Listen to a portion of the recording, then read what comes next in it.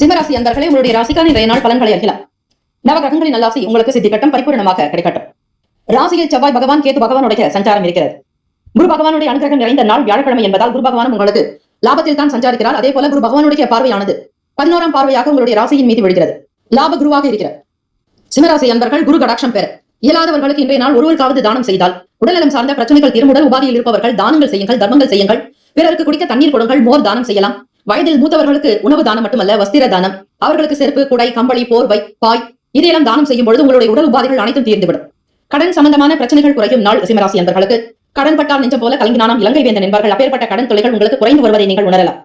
எதிர்பாராத சில உதவிகள் சாதகமாகும். கேட்டுக்கிடத்தில் பணம் கிடைக்கும். தைரியம் வலுக்கும். அம்பிகை வழிபாடு உங்களுக்கு எப்பொழுதுமே நல்லது. செவ்வாய் பகவானுக்கு உண்டான தேவதை ஸ்ரீ முருகப்பெருமான் எப்பொழுதாவது உங்களுக்கு நேரம் கிடைக்கும் பொழுது அல்லது தினப்படியும் வீட்டில் மந்திரங்கள், ஸ்லோகங்கள் உச்சரிப்பது நல்லது. கோவிலுக்கும் சென்று தீபங்கள் ஏற்றி வரலாம். முருகப்பெருமானை வழிபடுங்கள்.